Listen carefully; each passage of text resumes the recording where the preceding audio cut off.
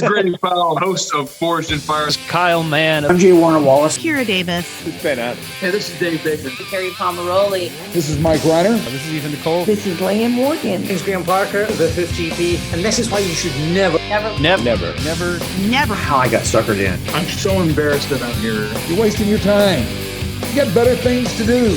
Never listen. Those darling, yummy Reverend and the Reprobate. Hey everybody, welcome to the Reverend and the Reprobate. I'm Lucas Pinkert, an actual pastor, and will be the Reverend today. With me, as always, is my partner in crime. Who could do his own intros, Dan Gibson, the Reprobate. What's up, Dan? Doing my exact darndest to be as reprobatable as possible. Are you happy? You're I'm satisfied happy with that? It is surprisingly, that's way better than what happened in the first take. So. I just took a moment and went, yeah. Why not? Yeah. Today on the show, we have Ashley Cox from Fangirling Over Jesus. Ashley Clocks, a.k.a. Splashly Clocks. Yes. Yeah. So Slim Media Productions. yeah, former swim coach turned author. Well, blogger, devotion writer, and we hope one day author, because she should really put together a You book have a with very some of the high stuff. standard of an author. Does it mean published author? Yeah. Okay. Yeah, I think people can that, be authors of things that they, I mean, like a real author. like if you get that title added onto you're an author, it needs to be a published piece. Yes. Okay. Yeah, and I'm not I just talking wanna make about sure we're getting our like, definitions. I'm not talking about like Amazon allowed me to, like, I made it through their vetting so hold on. process. And So this is a does a self-published pamphlet book. count? No. Okay. It has No, sorry, Jack. So the stuff that Ashley's written online, she's got a series of online devotionals that relate fandom to faith, which I think has been just absolutely incredible to read some of those. It's really geared and aimed towards young women, and that's the perspective that she comes from. She also has which is an also our incredible target demographic. Yeah, naturally, we know that. We We know that nobody's listening to the show, so we can't really say that we have a target demographic. We shouldn't say anything. And Both of y'all that are listening with your kids in the car, thank you. Thank you. By just adhering to the cultural mandate, you have increased our listener base. That said, Ashley talks to us a little bit about the way she pivoted a little bit from a blog-based website into monetizing and creating some interesting merchandise that mixes faith and fandom, stuff that is not just really cool aesthetically, but it's really high quality. And it's all great. Super cool though.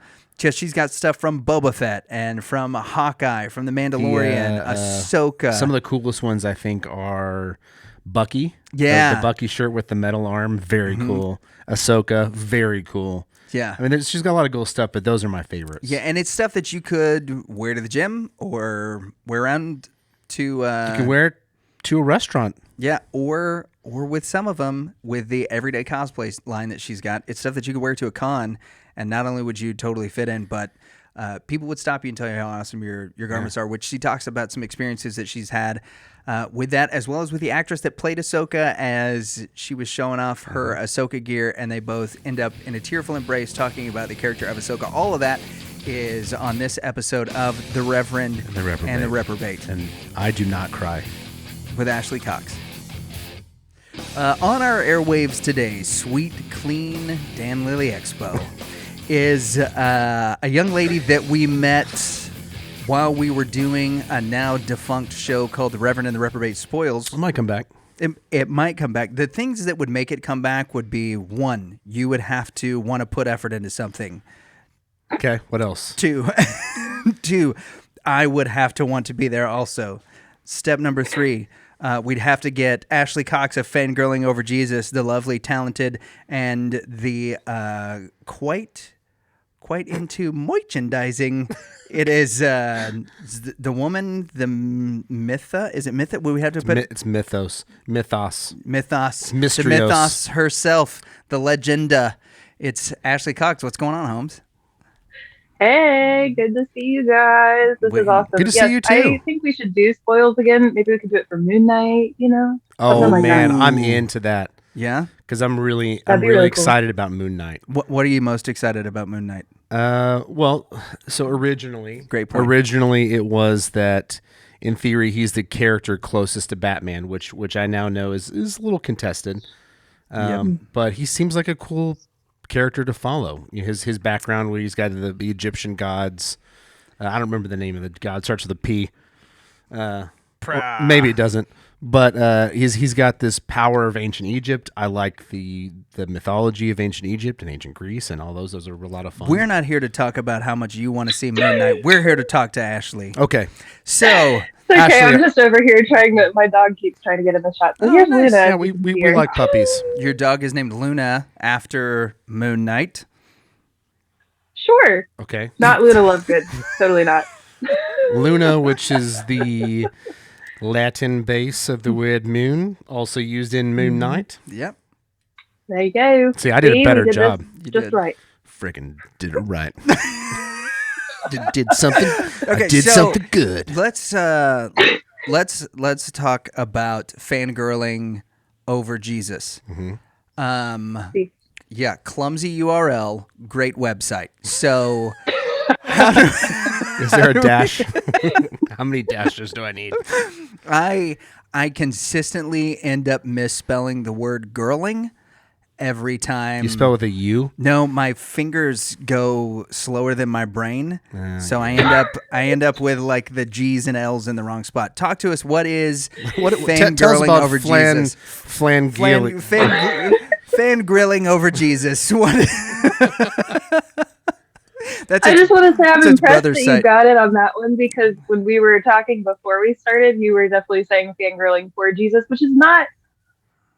It's not wrong in spirit, but it's definitely wrong in the name. Hey, you know what you could do to double your site hits? Yeah, what's that? Go buy the domain name for both of them. Yeah, go buy fangirling. And then Yes. if they search fangirling for Jesus, it just directs you Yeah. to your page. Or if you do what I do and type in fangirling over Jesus, it takes you to barbecue utensils You get that some are pellets. Yeah, there's Get a refill. Ahsoka's new grill set. That'd be perfect. Fun fact: I've actually done that before too. I've accidentally typed shoot. Now you have me do You're welcome. fangirling over Jesus. I'm like, Ashley, this is your business. You should know better. Yeah. So what is it? What am I supposed to do? Talk about it? Yeah. What is fangirling over how Jesus? did you come to that term, and what is your favorite moment of Jesus?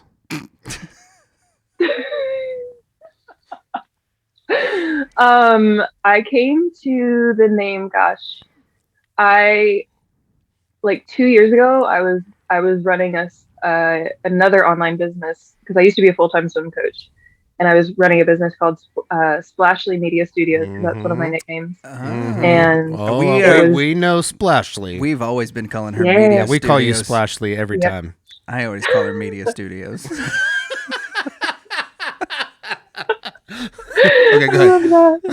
But yeah, and so I was doing that, and I had stopped coaching like full time, and so I was kind of getting bored with it, and I was like, man, I just wish I could do something with fandoms. And I love what Hector does with Faith in Fandom, and I was like, that's really cool. I kind of want a different spin on it. I also want it from the perspective of a girl, and I felt like God just kind of put it in my lap in a way, which was really cool. And it was like one of those ideas that just doesn't go away, you know?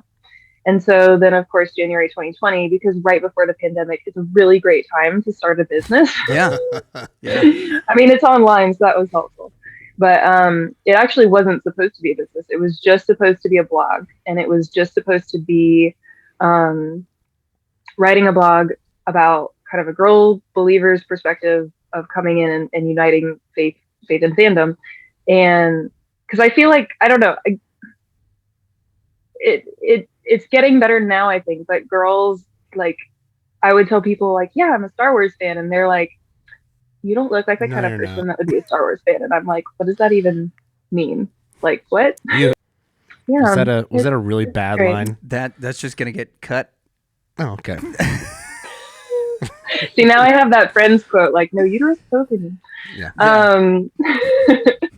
But no, and so I was like, this is ridiculous. Like, it's just ridiculous. I'm going to do something about it. And then it evolved into like, oh, it'd be cool if I did like a shirt a month where it's, you know, fandom on the front and Bible on the back.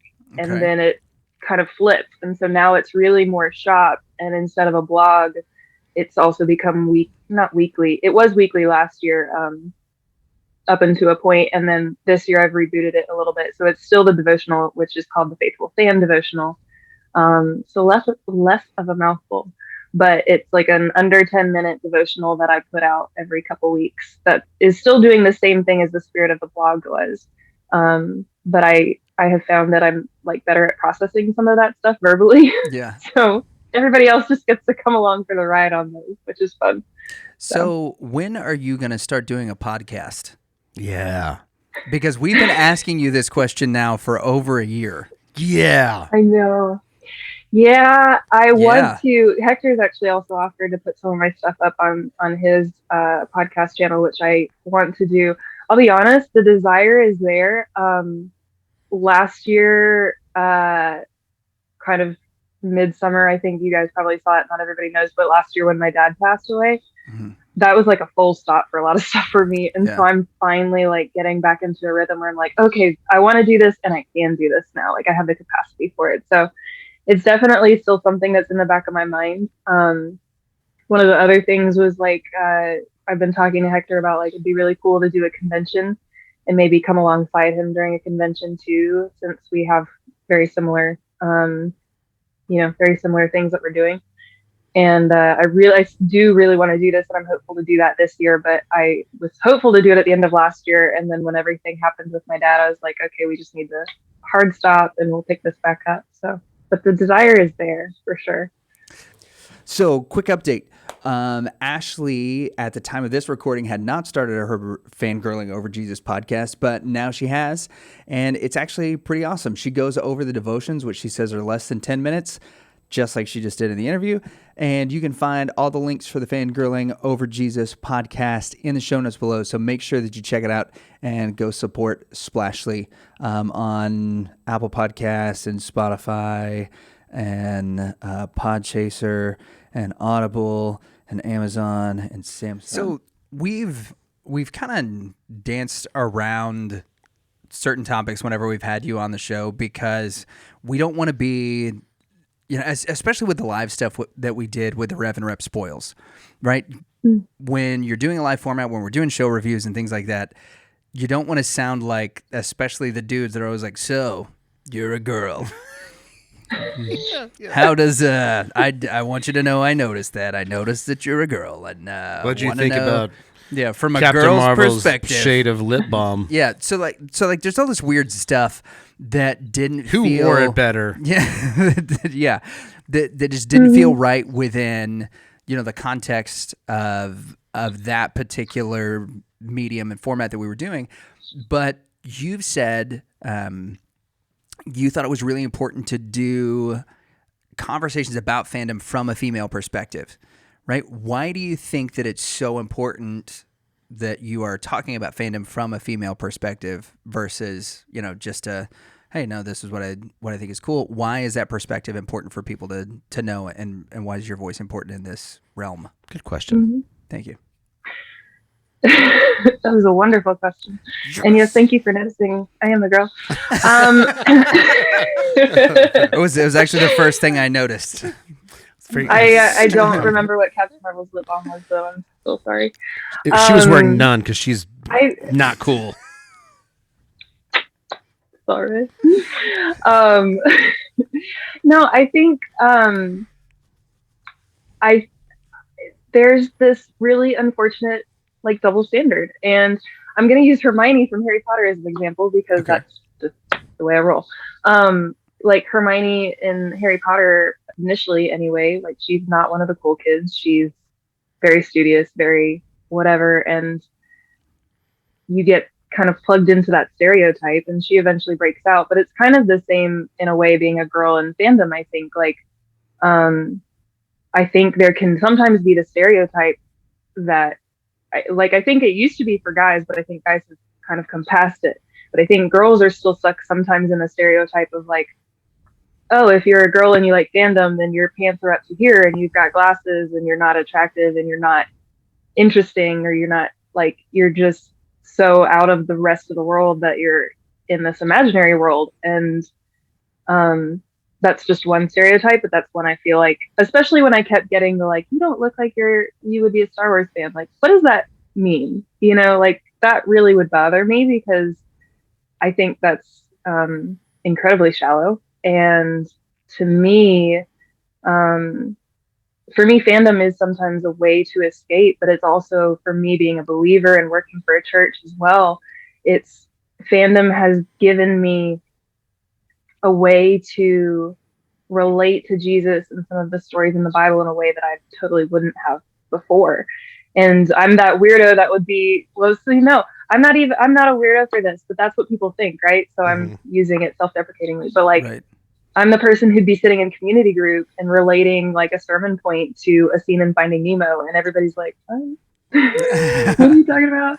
Ecclesiastes always reminds me of the Cybermen attacking Doctor Who. Why?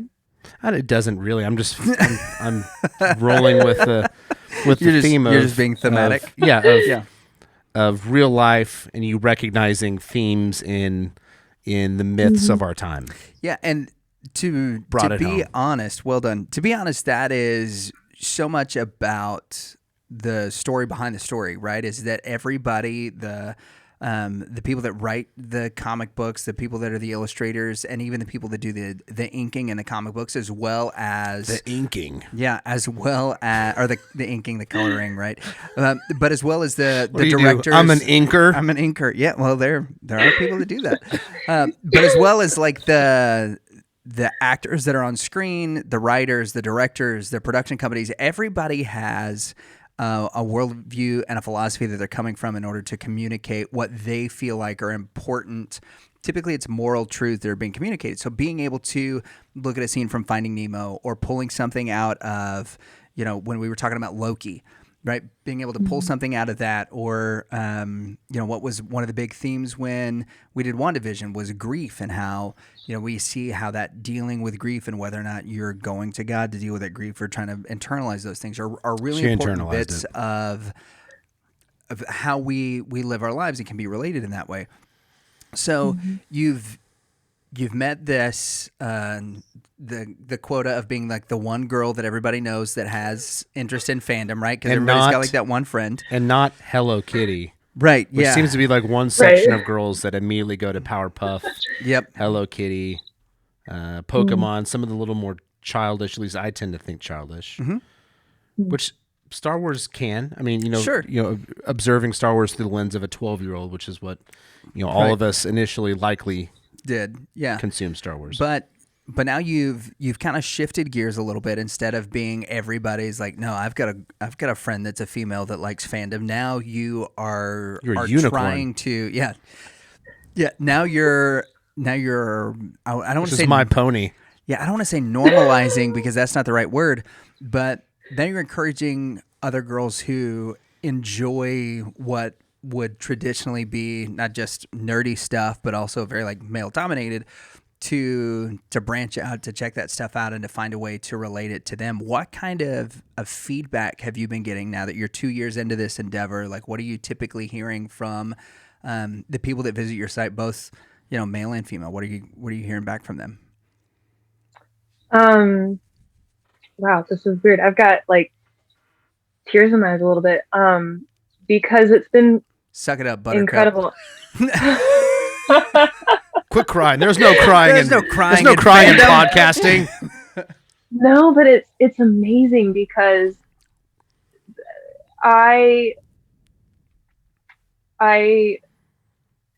one of the biggest things, I was talking to somebody last week about this. One of the biggest things for me too is like I'm good at being alone. I promise this will relate. I'm good at being alone. I'm an only child. I've lived alone. I am an introvert at heart, but I don't like the feeling of being lonely. And I think you can be alone without feeling lonely. Mm-hmm. But loneliness for me is, that's where spiritual warfare really enters in. That's a scary place for my brain to be, especially because I'm on the obsessive end of the OCD spectrum. So fun facts there. So like I can get in this weird spiral. And for me, part of this, there were so many reasons why I started FOJ. Part of it was to deepen my own spiritual life with God. Part of it was to reach out to others. Part of it was to, because I thought it would be fun. Part of it was because I felt like God put it in my heart. Part of it was going to Star Wars Celebration in 2019 and seeing that experience. And part of it was because I don't want people to think that they're alone. I knew there had to be other people out there like me.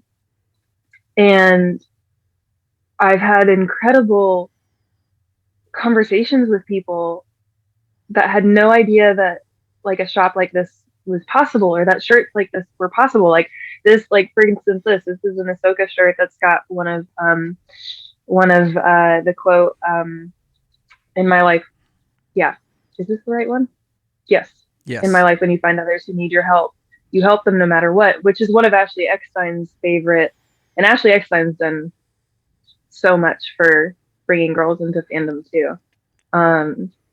I want to be like her when I grow up. I actually got to meet her last year wearing this shirt, and we really? definitely cried it out. It was really cool. That's awesome. It was. I got to meet her at GalaxyCon Raleigh, and so it's got that. It's got her, favorite Ahsoka quote, and then it's got a verse from Thessalonians on the sleeve. And like girls didn't know that was possible. But the other thing is, like, I mean, I've had people who. I had somebody order a shirt from me who was so excited to get it, and she's like, she was going through some stuff, and she hadn't really told me what, but she explained that she'd been going through some stuff when she ordered the shirt, and there was an issue, and I corrected it, and then I sent her a card, and I was like, I know you weren't specific about what's going on, but I'm praying for you.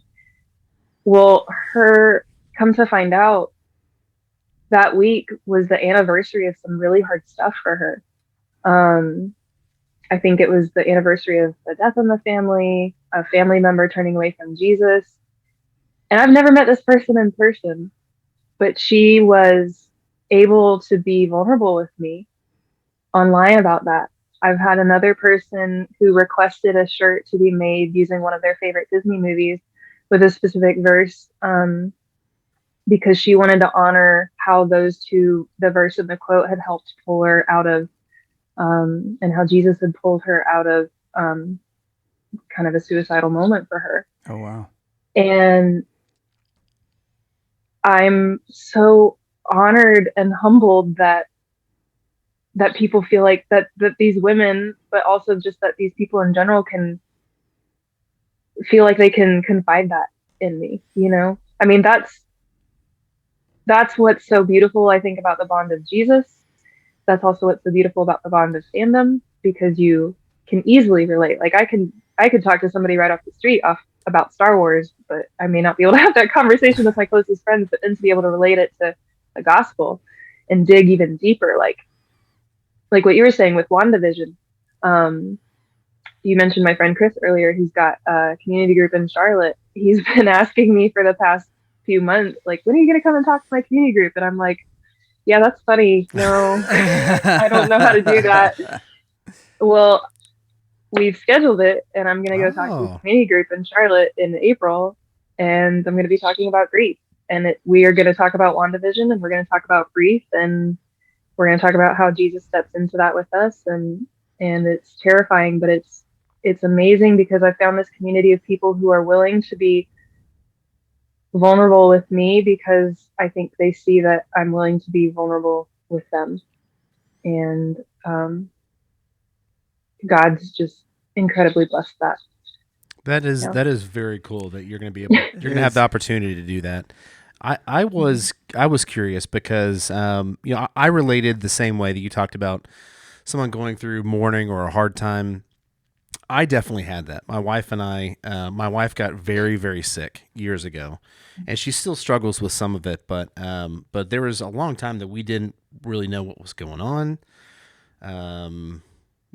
We didn't have a diagnosis, so there was the chance of essentially death around the corner was a possibility, and that was tough to go through. What we discovered was Doctor Who, and this is at this point, I don't know, 10, 12 years ago, maybe. Yeah. But Doctor Who really it made me feel better, because it was always, I think every episode, definitely by Russell T Davies. Yeah. In the beginning of the reboot, was very positive. I think Stephen Moffat has a quote. He's the showrunner later, that the doctor's very special. He doesn't run around with a sword or a laser gun or whatever. He has a screwdriver. He fixes things. Yeah. And so that really meant a lot to my wife and I. So I am curious, of the fandoms that you're interested in, What has helped you get through difficult times? Yeah, that's a really good question. We're experts at good questions. Yeah. Thank you. Really good. Way better than Troy. They're probably the best.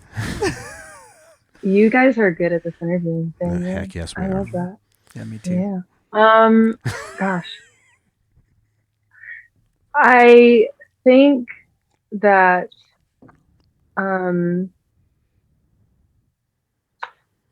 Star Wars is my go-to and my favorite fandom. I Good. think. As it should be. I said as it should be. As it should be. Yeah. But I also feel like in the past year I've been really because you guys need to remember, my first Star Wars movie was Force Awakens. So I was not like a fandom person until the start of 2015. I also loved the sequel trilogy, by the way, just FYI. I really do love it. I love Rey and I love Han Solo and all that. What's your favorite three? Anathema. What's your favorite three? Yeah, what are your favorite original prequels or sequels? Can I give you just my favorite three individual Star Wars movies? No. No, because if I did that, I'm just going to give it to you anyway. If I did that, it'd be New Hope because it's the original, right? It's the OG. Yeah. Mm-hmm. Rogue One, because Rogue One is a very solid standalone and not a incredibly well done. Yeah. And Rise of Skywalker, because I may or may not have seen that 6 times in theater. It was Rise of Skywalker is pretty good. Okay, so Star Wars is your go-to now. I know, and we've kind of talked about some emotional stuff, and so not enough. But yeah, we'll dive into it a little bit more because what you have been discussing is like, you talked about how fandom got you through a lot of things. Yeah, it was and consistently it is one of the mediums in which we find ourselves constantly like running to. If you're a fan of something or if you're going through something, it seems like there's always a character in a comic book that's going through it, or there's, Kirsten and I recently have been watching Raising Dion, which is about, it's a great series. I haven't seen it, but my son is obsessed with it. Oh, it's awesome. It's a great series about a little boy who finds out that he has superpowers and his parents are trying to figure out, his mom's trying to figure out how do you deal with a kid that has superpowers, but she goes through a lot of the same things that parents who find out that their kid has a learning disability, or parents who find out that their kid, struggles,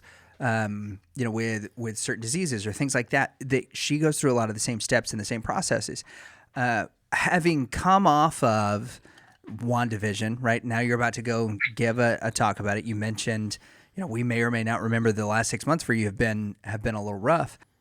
Of the last 6 months, right? What have you found in your fandom that has encouraged you since the loss of your dad, and what have you found in the fandoms that you are looking at now that has been the one that is kind of maybe you relate the most to, of this like coming out of that and into your next phase? Marvel in general has definitely been probably my go-to in this period, in part because of that what is grief if not love persevering. I remember last year when that came out, it was poignant because when that episode aired, it was the anniversary of kind of the year mark of when everybody was finally impacted by COVID. Yeah. So I think we felt that as a society, and then when you put on, it was such a sudden thing that happened with my dad. He fell, and then we were in the hospital for like 4 days, and then hospice. We thought he was going to recover, and then all of a sudden him passing. And even when somebody, like my dad had Parkinson's for 16 years and dementia for a few, and even when that somebody's going to pass at some point, it was just such a shock the way that it happened. That the way that grief was described in that show is so accurate, I think. And the way that I think she kind of was and wasn't dealing with it in the show, I think was incredibly accurate. I think the show that was also really impactful was parts of Hawkeye. Okay. Because Hawkeye's still dealing with the loss of Black Widow, even though they're friends. But I think throughout that show, there's he's paying homage to the impact that she's had, in his life, and going and honoring her in different ways. And I remember when I saw Infinity War when it came out, I'd only seen 3 Marvel films before that, that happened in the Endgame. That moment happened in Endgame. But the cool thing was, even by Endgame, that was only the 5th, 6th movie that I'd seen in Marvel, and it still like managed to grasp me and pull me in to the point where like that death meant something, and so getting to see kind of Clint coping with grief kind of in a gruff way a little bit was also good. But I think WandaVision was good. I think even my favorite, you can probably see behind me, my favorite Avenger is actually Bucky. Because Bucky is incredibly loyal. He's been through so much. Like that scene, and we probably talked about it last year when we went through Falcon Winter Soldier, but that scene at the beginning of one of the episodes where the one of the what are they called? The Dora Milaje? The women that fight. She's like testing to see if he's really free from kind of the brainwashing that he's been exposed to, and there's that scene where she says, you're free. He's been through so much, and to me, he's a good example of, he's had so many hard things happen in his life and so much grief, and yet he's still dealing with it to an extent, but he's also trying to move forward and figure out who he is kind of in his new situation. And I think he's an ultimate wounded character, right? Yeah. His whole life has been literally torture as soon as he enlisted. And he's one that often I have heard related to like the Apostle Paul, is that like he got, like Bucky enlisted in World War II because he felt like he was doing the right thing. Like Paul became a Pharisee because that was the right thing to do.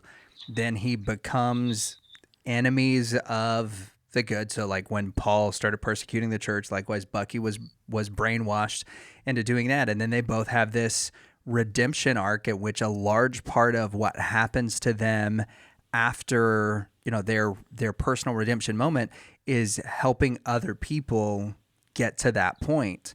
And that's an incredible thing that him and Sam get to do in that particular series. I didn't know that Bucky was your favorite Avenger. That's awesome. Bucky is my favorite. So I feel like even though that's not quite the same as like losing your dad, I guess, I don't know. The qualities of these characters are what help push me through. I think I also, my roommate really loves Lord of the Rings. And we saw it together for the first time like last January. And we watched it again a few weeks ago, and I've been very slowly reading through the book because I haven't done that. And it's that all I want when you're going through something like this, that's hard, all you really want is, it's so cliche, I think, in a way, but like, you just want people who are going to stick by your side, who are loyal, and who don't necessarily even have to say anything, but they just are there.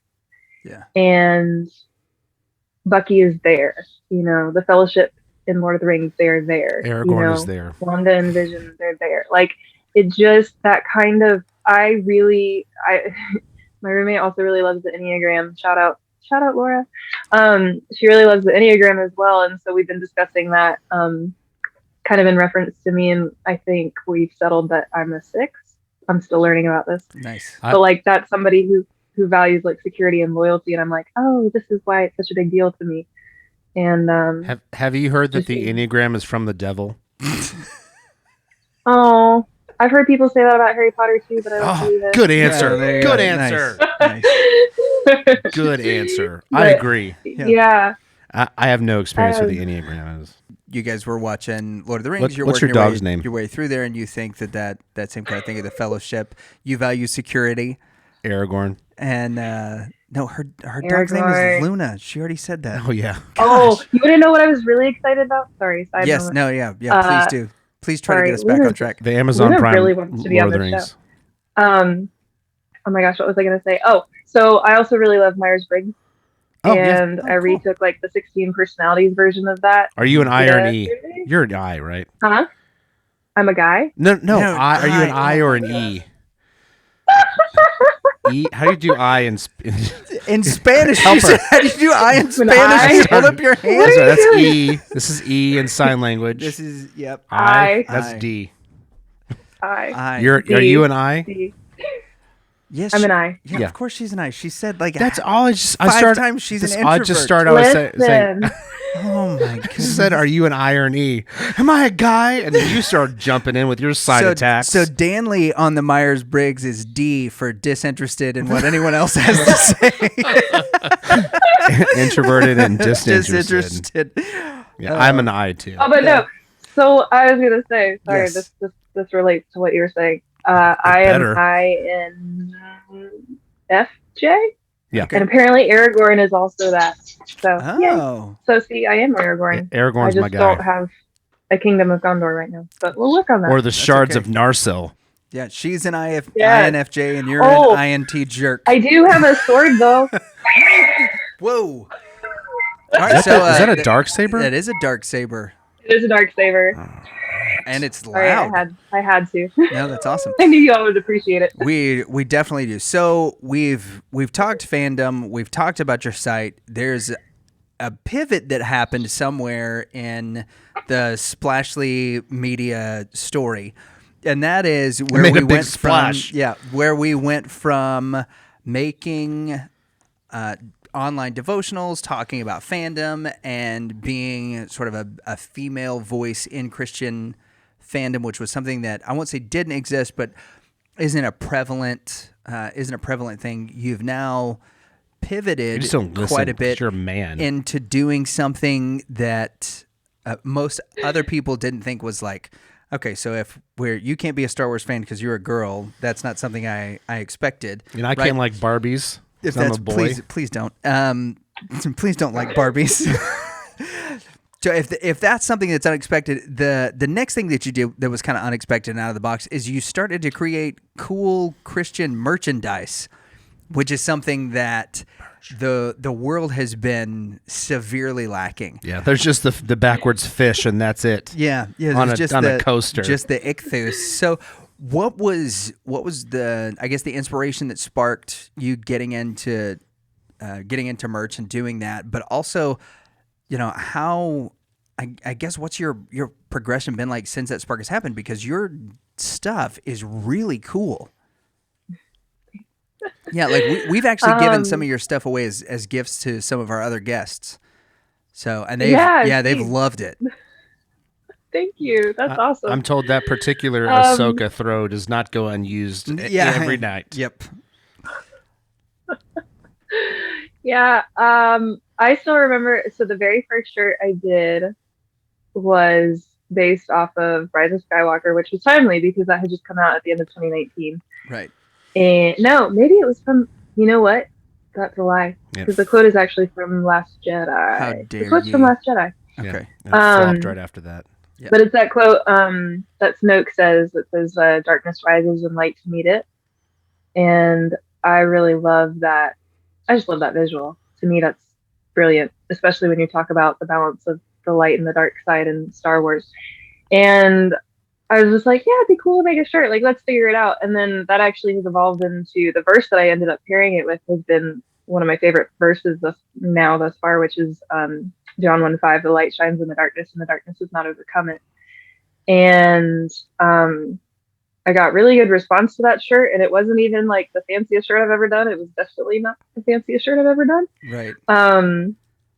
And I've actually got a new updated version where I've got several fandom quotes about light and darkness on the front and then that verse on the back. So that is in the shop now. But it just got a good response, and it was so cool because it, like I said, one of the reasons that I wanted to do this was to improve, be focused, I guess, about being more deliberate in the word with God. Yeah.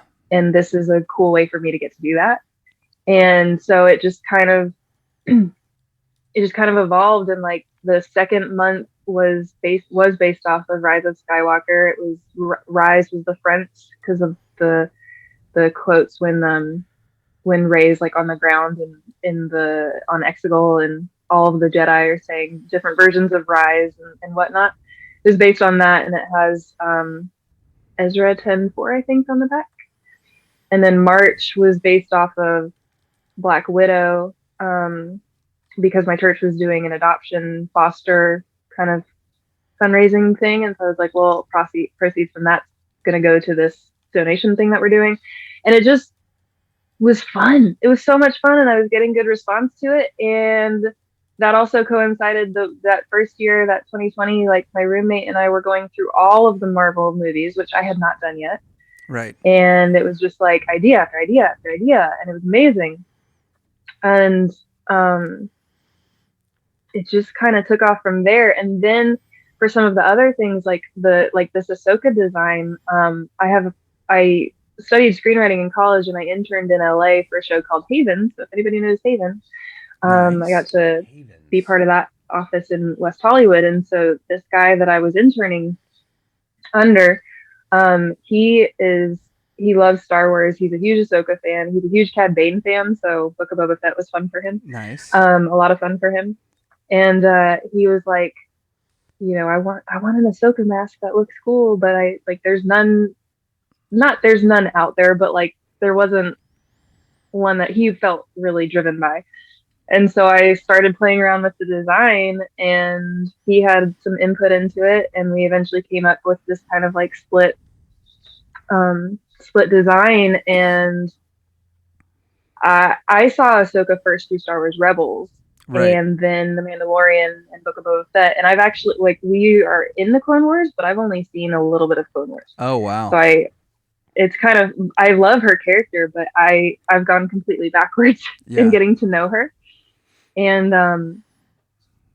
the love that people have for this character is incredible, which is amazing. It's so fun. And so that's just like, that's the thing that goes the most is Ahsoka. What do you, by the way, what do you think about the casting? It's Rosario Dawson, I believe. Mm-hmm. What do you think about her portrayal so far as the real life Ahsoka? I think she's great. I think she's too. doing a great job. I think that she's, I feel like she's, I mean, it would have been cool to see Ashley Eckstein in that role. I don't know what the conversations in the room were like over that, but at the same time, like, I feel, Maybe she couldn't do any sweet flips. It could have been. Maybe she could. I don't know. I don't know her capabilities. I wasn't there. Right? Go ahead. I don't either. But like, I think she's done a good job of, to me, it seems like she's taken a look at the character in the animated series and seen some of the mannerisms and seen where she's come from. And I think that she's doing a good job kind of honoring where Ashley brought that character from, where Dave Filoni brought that character from. So I think she's great. It was incredible to get to see her in, spoilers, but Book of Boba Fett. Like, that was amazing, and then obviously we'd already seen her in The Mandalorian, and that was one of my favorite episodes of season 2. And then getting to see her again in Book of Boba Fett, that was really cool. And then it was really funny because literally, like, the night that episode premiered, I got all these notifications from my shop that was like, so-and-so bought this Ahsoka item and this one and this one. I wonder what's happening. Yeah. So who knows what's going to happen when that Ahsoka show comes out? It's going to be crazy. Let's hope so, right? And we got the Obi-Wan show coming out too, which I'm very excited about. Okay, so let's hop now from talking about business, what you've been doing. Let's hop into why we're really here having you on, and that is Ashley Cox's predictions sure to go wrong for the upcoming Star Wars series. So let's start with that's the name of the segment. Yeah, Ashley Cox's sure to go wrong for upcoming Star Wars. We don't even know what it's called anymore. So the series with the Obi-Wan Kenobi series, we've seen, and the guys from Tatooine Sons have kind of posited this, and we've seen that the guys from around the galaxy are saying some similar things, that It looks like Boba Fett is going to kind of be the Nick I don't care Fury at all what they say. I want to know what of- Ashley has to say. Right. So they think Boba Fett's gonna kind of be the Nick Fury of the Mandoverse, right? We know that what happens with Obi-Wan Kenobi though is happening way before the timeline and all the rest of this stuff. So what do you think happens in the Kenobi series? And being that you're midway through Rebels, right? So there's still some things that you'll end Clone up. Wars. Clone Wars. There'll be still some bits and pieces of things that you'll pick up about, Kenobi's story and his personality. What do you want to see happen in the Obi-Wan Kenobi series? What would make it fun for Splashly Cox Media? Finally. Splashly Cox Media. Dear media. People are going to get so confused about where to find all the stuff. Links in the show notes, everybody. Links in the show notes. Yeah. Hi, Luna. Luna's back. She wants to give her prediction. It's been 5 minutes. She actually has an Ahsoka bandana on, too. You have canine themed attire? I do. I've got pet bandanas. Oh There's my a Boba gosh. Fett one, too.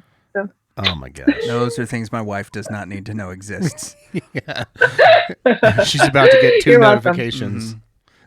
Yep. Get your pet bandanas here, guys. Okay, Obi-Wan. I don't know. I'm just super stoked to see more of Ewan McGregor because he's phenomenal. Question: Will he say hello there? What? Will he say "Oh, hello there"? Of course he will. Is that like 100%? Yeah. Yes. Guaranteed? 100%. Yes. 100%. I 100%. I guarantee it. And if it doesn't happen, then you can come call me again, and I'll. Then I'll you can do it for email Media Solutions at Ashley. It's Splashly Media. Because Ashley Medias. I have a Kenobi cosplay shirt in the shop, so I'll just order it, and then you can call me back, and I'll say hello there in my Kenobi shirt. So. Awesome. Awesome. Yeah. So you're excited to That'll see totally work. him back, which this has been, what, a 20-year hiatus? Yeah, just about. 20 years later, so we'll likely get an older Obi-Wan, as well as the story I'm assuming is going to be in line with. Sir Alex Guinness was not available to reprise the role, so they cast Ewan McGregor. Close second. Lick Guinness.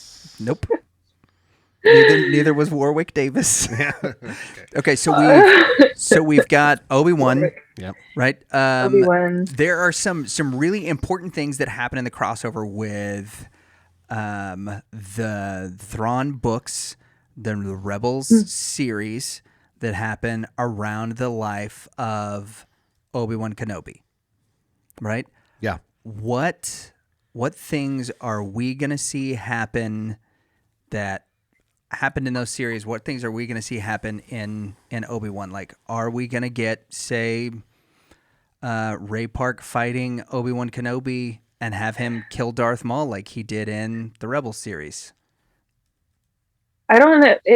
Timeline-wise, would that line up? I'm trying to think. It would, if because that would line up. If it did line up, I would. That was one of the things I was wondering about, and I would love to see it because I think those were really, really cool episodes in Rebels. Oh, I yeah. mean, we And know that Darth- we're going to get Vader, and I think that'll be awesome. Are I think we it'll going be to really get cool if we get Darth Maul too. Are we going to get Ahsoka in the Kenobi series?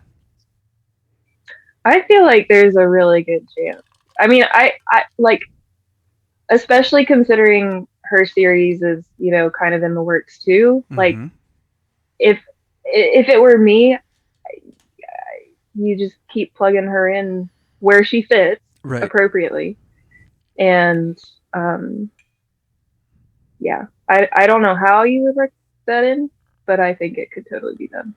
I think it'd be really great. Does we see Crimson Dawn? Do we see some of the villains from Han Solo potentially coming up in the Kenobi series? And really, do we see Kira make an appearance? That would be cool. Yeah. Keira That'd be Davis and Crimson Dawn. so I'm trying to think timeline. So Kenobi's happening between episodes 3 and episodes 4. okay. Right. Yeah, so it is. And Solo is also in that area, right? Mm-hmm. Solo's in that Yeah. era, and then Okay. Kenobi kills Maul in Rebels. Right.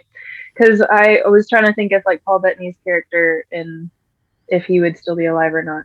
That would be really fun. Yeah. Oh, can we please just have Kira and Paul Bettany and Ray Park and Ahsoka and Obi-Wan all in one scene? That would be awesome. Can I have that? I'm with you. I don't think it's going to happen, but it would be really cool. The internet would explode, and so would your Darth shop. Maul at this point has mechanical legs, right? Yes. Yes. Yeah, he's working with his spider legs. Well, he's moved from spider legs to mechanical legs. Sweet. Yeah, he still looks like something that Sid from Toy Story put together. I feel like you could have just said yes. Yes. That show. Yeah. No, I think that would be really cool. All right. Well, So what do you think moving forward? What do you think about the Star Wars projects in the works, and which one are you most excited about? I'm excited for both Ahsoka and Mando season 3. Okay. Ahsoka, just because I know they've cast a Sabine. I know everybody wants them to be like looking for Ezra, and I would love that. I like that too. We know that she's looking for Thrawn, and I would love to see a live action Thrawn. oh yeah. I also don't think that Cad Bane is dead, because on that last scene from Book of Boba Fett, like his little chest beeper thing was still blinking. Mm-hmm. And it was making I don't noise. think he's. You what? And it was making noise. It was beeping for the first time You in the know, series. that is how you can tell if people are dead or not. It's because if things are Things are blinking and beeping. Yeah. You've been in So way too many I would hospitals. love to see yeah. him pop up. Tried and true process of Yep. knowing who's dead. Because beep. Forget the pulse. Forget being stabbed Yeah, in the I- chest. That would definitely make for interesting. So is Ahsoka the series that you're most excited about? Just answer I think- solely based on what shirt you're wearing. So theoretically, yes, but in terms of knowing, like, I'm honestly really stoked for Mando season 3 too, just because I loved that we got to get part of him in Book of Boba Fett too, and I'm really curious to see what happens with Grogu next, because I'm starting to wonder, like, obviously the Mandalorian title pertains to Din Djarin because he's a Mandalorian, but like, what if it also is about what if the title of the Mandalorian is also now referencing Grogu? Yeah. And what does that look like? Well, like, I want to see Grogu wield a darksaber. That's Just like, But so I'm he would- excited about both of those. He would have to kill the Mando to get it. No, they can also, there's one other way they can get it, isn't there? They just I like forget. hands it I to need him. to look that legend up. But I do think that of all of the actors, as far as like those that actually look like the people that they've voiced, I think Lars Mikkelsen looks so much like Thrawn that you could put him in there, and we could see him in Who's Obi-Wan. different than Mads Mikkelsen, as Yes, we found out. Yeah, yeah, Galen Who I Erso. also think would be a great Thrawn. But he's already Galen Erso. Yeah. know. So, but we could see him, I think, in the Obi-Wan series. gets I think we could cloned. see him That's in already Ahsoka, and it may be one of those things where we also get to see him in some of the Mando stuff, which I think would be fascinating. You know what would be because really funny is he's if sort of it shows that he's in Mandalorian that timeline. season 3, they have like a good 3 episodes just about Boba Fett. It'd be like poetic justice. Yeah, poetic justice. Boba All right. Fett cameo. Look at that. Yeah. All right. I Well, also think. Oh my gosh, what was I going to say? I think we're going to see Bo-Katan again. I really want to see Katie Sackhoff Yeah, come back. For sure. that would be her and Evangeline Lilly and Bryce Dallas Howard. Whenever they have Evangeline Lilly's in some hot water. when they have their hair cut in a bob, I can't tell any of them apart. They all look like the same actress to I me. get you. Yeah, I see them and I'm like, That's oh, funny. you're. I can't tell you two apart right now because you both have the beard thing. Well, it happens. It happens. It's hard, and we're on screen. I can understand why that happens. Splashlight Media, we end all of our interviews with a segment that we call Splashly. Controlled Rowdiness. Splashly Media. It is a bunch of rapid fire questions that you can answer as short or as at length as you would want to. There are no right answers, but there are several wrong ones, so you want to make sure not to step in any of those landmines. And Danley, I'll send it to you to kick it off. I've got a bone to pick with you. Oh man, You said in your favorite list, top 3 favorite Star Wars movies is Return of the Hope. Return of the Hope. Yes, you want to restart that? A New Hope is what I meant. And then some other wrong answers after that. And Empire Strikes Back was not on the list. So my question is, What's your problem with Empire Strikes Back? I don't dislike Empire Strikes Back. I think it's good. I just I get okay. One of the issues that people had when Luke came into the sequel trilogy Was was the they were kissing like, of his "Why is sister?" Luke so whiny?" And Oh, I'm like, "Did we not watch the same original trilogy where Yep. he's whining half the Yeah, time? he's a on whiner Dagobah for sure. and on Tatooine." For sure. Like, But I want to get I power love getting to meet- converters. right? Like, I love getting to meet Yoda. I do enjoy Empire Strikes Back, but like between his complaining and like when his terrible like, yeah, really. But how about Like- instead of that, you get Darth Vader saying no disintegrations to Boba Fett? You have like a bad, whiny Luke line. I didn't get the thing about Boba Fett until seeing Robert Rodriguez's episode with Boba Fett in the season 2 of Mandalorian was so well done, and that was the first time where I was like, oh, okay, I want to know more about Fett's Boba cool. Fett because he looks really cool now. I do really love Return of the Jedi. I think that probably rotates in and out of my top 3. What's your did you like the original song that the Ewoks sang? Zub zub. Zub zub. You know what it is. Don't pretend like you don't know. She wouldn't have known the difference between that Oh, and you the probably other one. wouldn't have. Yeah. I retract my statement.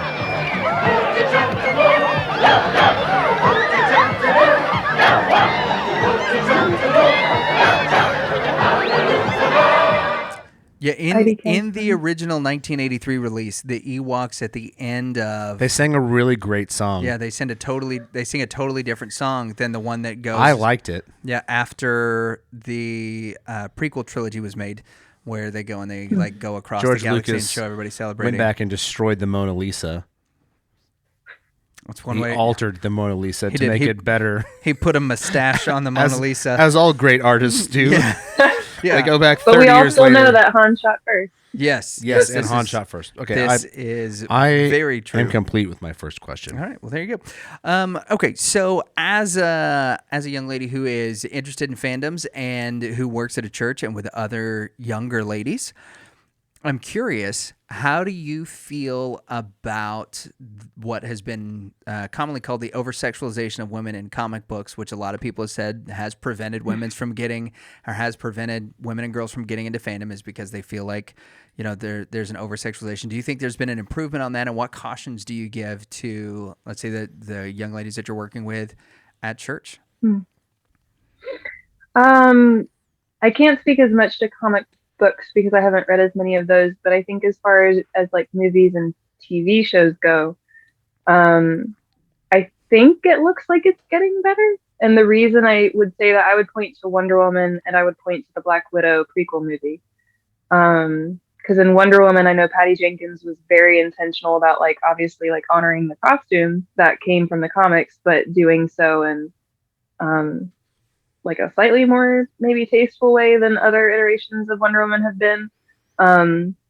Like I know that there was an NBC version of Wonder Woman that tried to make it with Adrienne Palicki, who's awesome, but her costume was unfortunate.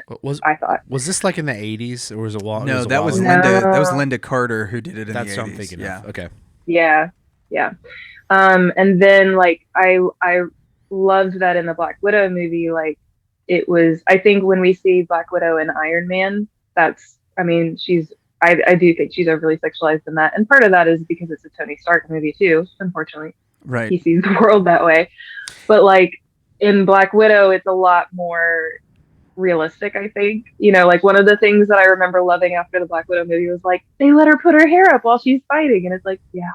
That sounds really dumb, but that's kind of a big deal. Like, I'm not gonna go work out with my hair down like this. Yeah. Like, she's not gonna go fight bad guys. It's the first looking, you know, with all these curls like she does in one of those Iron Man movies. So right. I feel like we're getting there. It's slow,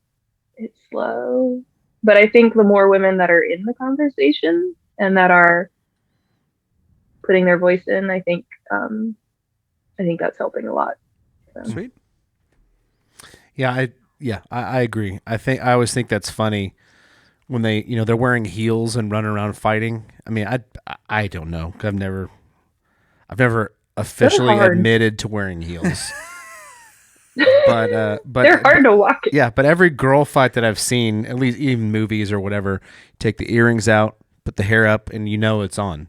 Yeah. So having flowing hair that you get to zip around is for cinematic effect. Okay, new question. Like I even think I'll just add this too. Like I know there's some controversy over Gina Carano as Cara Dune in Star Wars, but that character, I think I loved that character because this was a woman who is a professional fighter who has been a professional fighter. She's not a size 2, and she knows how to fight and she's good at it.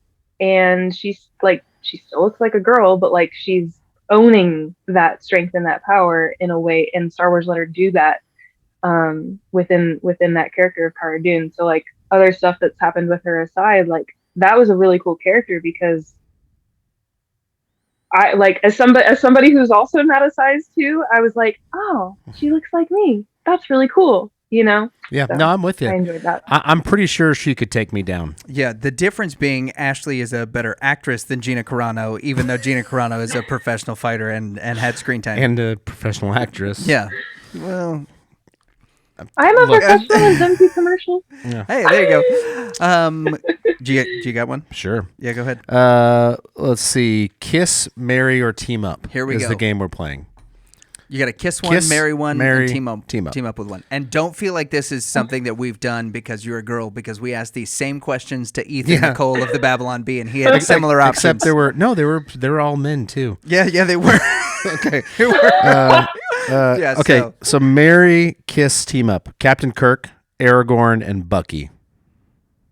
Kiss one, marry one, team up with one. Oh, this is fun. Bucky, Aragorn, and who was the other one? Captain Kirk. We're talking Captain Captain Kirk in the height of his coolness. But like, are you talking Shatner, Captain Kirk? Not Chris Pine. Shatner. Okay, yeah. Old school Shatner. Yep. Like OG, like yeah, there you go. Okay, which one do you like better? Yeah, no. Sticking with the question. I mean, I love Chris Pine in it, but OG Captain Kirk. See? Yes. Gosh, this is hard. I would. This is going to be very telling. I know I can't decide between Aragorn and Bucky. I think I would for which part? Roll, marry or kiss or team up. I would kiss Kurt because that's like a one-off. It's the marry and team up because that's like a longer relationship. Mm-hmm. That sounds weird. Friendship, you know what I mean. And also, is your husband not going to protect you in this scenario? Like he probably will. Like in the marry scenario, is your husband not going to protect you? Even in the Hawkeye scenario, like they're married, they both work for true. SHIELD, but they get different jobs. They're separate. Yeah. That's true. I will team up with Bucky because I know he's always going to have my back, and he's still going through some issues. But I will marry Aragorn because he's the full package. Awesome. He's a full package, right. And if I marry him, I'm a queen. Yep. Yeah, this is true. So, yeah. And I'll go get my crown. And he will outlive you, unless you have Numenorian blood that I don't know about. Yeah, did I not tell you I have some of that? Okay, so we're good. She's a Dunedain. Y'all will have long, happy, prosperous lives. Ashley is actually 85. That's what she did you know that? She's a Dunedain. She's actually 85. Well, fantastic. Okay. What's your secret? Yep. Blood. Top 3 reasons why Thor is better than Batman. Go ahead. Oh, I hate you. Is that really a question? Okay. It's a jab at me. Yeah, but it's a real question. Oh, it is a real question. Yeah. Thor has better hair. Boom. Number 1. Debatable. Yeah. Have you seen Bruce Wayne after the fresh barber cut? Yeah. I actually am excited to see Robert Pattinson's Batman movie. Yeah, I think it's going to be with good. his bowl cut. I am not talking about that. You're not talking about I'm not talking about Robert Pattinson. He's got the same haircut we had in 6th grade. Lucas. I'm focused. Y'all are. Yeah. Fail. Number 2 is less that money. He is. I know he's got gold. Yeah, he's hot. I'm sorry. I'm just gonna go with that. He's hot. Better so number hair, 3. Hot. Number 3. Spelled HAWT. Number 3 is I I appreciate that. I mean, I know it was kind of comical too, but I really appreciate in Endgame that we get to see him go through kind of a grief and depressive moment. He's a full Like, mental breakdown and well, like, because it's just comical, drinks but and it's plays also video like games in a he's like cottage. he's like what 1,500 years old Yeah. or Yes. something Yeah. like that, Yeah. and he's lost his mom, his dad, his brother, and all this other stuff in the span of like what 6 years. Yeah, at least So two that's different a- girlfriends.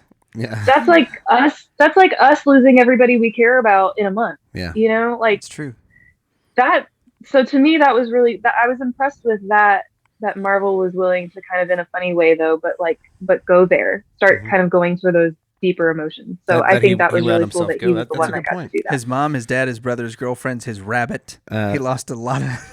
Bruce Wayne is much too strong mentally to allow that to happen. He is rigidly inflexible. Yes, He does Yes, that's not. true. He does not register. He represses all anxiety and pain, and inflicts it on others. Yep, and except for that one time when Bane broke his back and his anxiety and pain landed him. But he in can't. a But he bounced wheelchair. back. So He bounced back from that. Splashly, it's been awesome to have you on. Thanks so much for coming on the show. Tell our audience where it is that they can find you online and on social media. Yeah. You can find me at my website, which is www.fangirling, not fangirling, Right. fangirling, all one word, no dashes, over Jesus. You can also find on Instagram, that one is at fangirling_over_Jesus, because somebody else has fangirling over Jesus without underscores. I don't know why.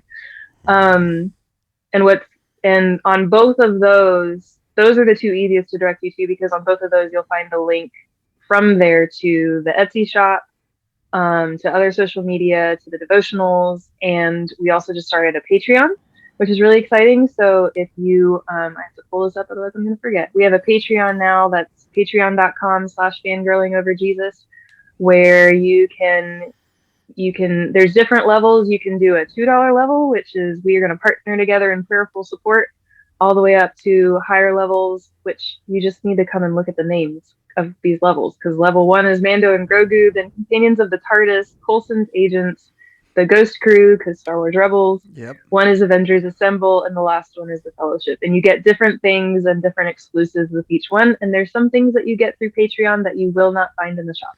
How much? How much do you have to pay to beat Galactus? We do have that one currently, but 50. You should. There you go. 50 is Galactus. Yeah, if 50 you're a is world Galactus. Maybe that's what we'll. Super Maybe that's what we'll macho. do for your birthday. Yeah. There you go. Ashley, thanks so much for coming on the show. It's been an absolute blast. The links to all Ashley's stuff are going to be in the show notes. Y'all make sure and check it out. Thanks very much Check for being it on out. the show. Splashly. Thank you guys. Woo! Splashly Media. Splashly freaking Cox from Fangirling Over Jesus. Oh yeah. That was awesome. She's a fan of comics and lots of things that girls like. So I did think her like entry into comics was really interesting to hear about, because She likes food. of the way she mentioned that, you know, people were like, oh, well, you're a girl and you're a believer. Like, why do you like Star Wars? I didn't expect you to like Star Wars. As though that's some sort of like odd No one ever anomaly. expects people to like Star Wars. You're trying to do the Spanish Inquisition Yeah, thing. good job. Yeah, thank you. Yeah, but I didn't commit fully, so I'm still impressed you picked it up. Well, I'm learning. Yeah, go ahead. Keep going.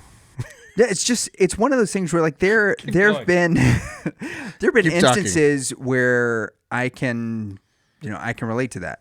Yeah. Right? Because like when What are we talking about? When I was working out heavily, right, and I was getting ready to compete in like world strongman competitions and stuff like that. Obviously not the big ones, because I'm Obviously. yeah, those guys are literally twice my size. But when I was competing in strongman competitions, when I was working out of the gym a lot, there were a lot of guys that when they found out that like I read comic books versus just to go watch the movies, or that I was a believer, like even at the Harley shop, I had that experience when I was working for Harley Davidson. When people found out that I was also a pastor at a church, they're like, wait, you work at a church too? You work at the Harley shop and you work. It's like motorcycles and Jesus are not mutually exclusive things, right? Yeah. So that I can understand. Some to an moms extent- disagree with that. Yeah, but I can understand to an extent like how off-putting that can be, but instead of, sort of embracing what I think a lot of people within fandoms do is that we embrace that oddity and that weirdness and allow that to kind of build up friction and dissension, resentments between us and the people that would say that about us. She went the opposite direction and found a way to use her interest in fandom for a purpose that is bigger than herself, that goes and helps other people out. And we've checked out some of Ashley's devotionals. They're really well written. Yeah. One of the things I meant to ask her was like, when's she going to do a book? Yeah. Because she's got enough material. She definitely has the talent to pick out, the themes and the things that she likes. As the Tatooine Sons, our friend podcast says, is that the myths are the tales of our time. I'm paraphrasing, but comic books are the myths of our time. Yeah. That there's souls that are speak to etched on the our story that soul. is etched on our soul. Yeah. And she in particular, is good at picking out some of those themes, like WandaVision essentially being a whole story about grief and loss. And while there's a lot of fun comedic moments in it and superhero moments, that's what the story's about. And that's something that's very human to go through, and something that we all need help going through. And fandom is a thing that a lot of people enjoy, going to, whether it's your local cons or, we've talked about going to Comic-Con in LA. In San Diego, yeah. San Diego almost made it happen, and maybe here sometime pretty soon we will. Yeah. But that aside, there are many different cons to go to, and full of people that love the content. So if you can use that as something that we can connect with on a human level to gain comfort, right? And that's what she's hoping to do. That's very cool, very admirable. I also really dig what she's doing with the merchandise and with the clothing line and stuff that she's put out, because not only is it very cool in the sense that it looks so authentic to the fandoms. Like the Boba Fett shirts look great. You saw her, if you're watching on YouTube, you saw her in the Ahsoka shirts that she designed, which look phenomenal. Yeah, it's really cool. Yeah, and we, like I said, we've given some of her stuff away as gifts to some of our other guests that have been on, because gifts, not gifts. Not only is it like really cool, like from an aesthetic standpoint, but it's also really great quality, and so we've had a lot of great feedback from that stuff. But that you can take something like that and use it as an avenue to create kind of gospel moments, not just for you as the creator of it, but also as people wear it around. And I thought some of those stories were really interesting, because I really feel like too many people think that ministry has to be something formal.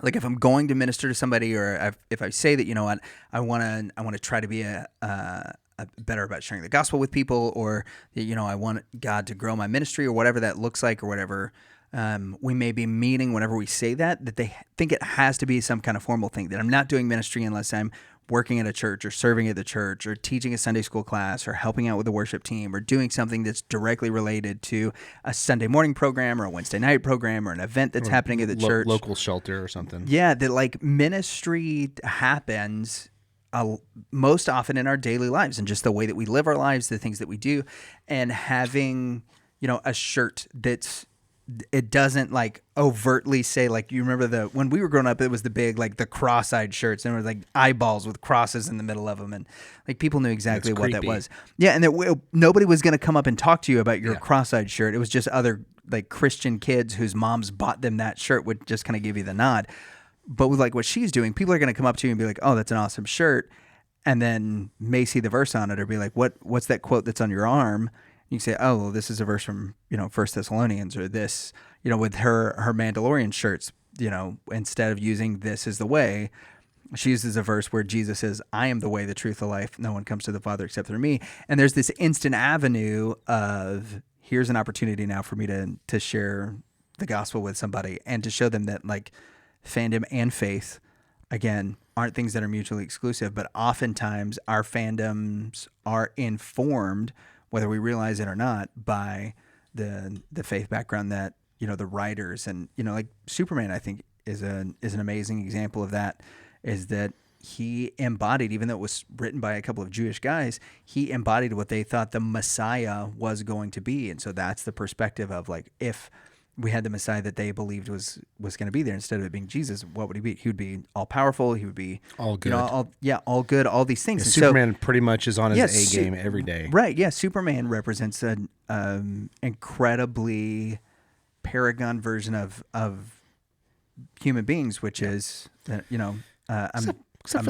for the green rocks. Yeah, well, everybody's got to have a weakness, I guess. So, Splashly, thanks so much for coming on the show. If you want to see more of her stuff, not only can you go check out fangirlingoverjesus.com, we'll have links to the Etsy shop as well as her Instagram page and those kind of things. If you want, as we do, Ashley to write a book based on her devotions, make sure that you put it down in the comments so that we can pass that message along to her. Thank you all for watching another episode of the Reverend and the Reprobate. You have good, get give. Slap that like button, and we will see you next week.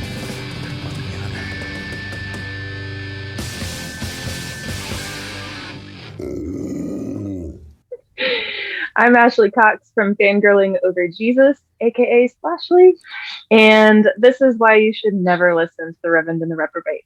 They're just too delightful.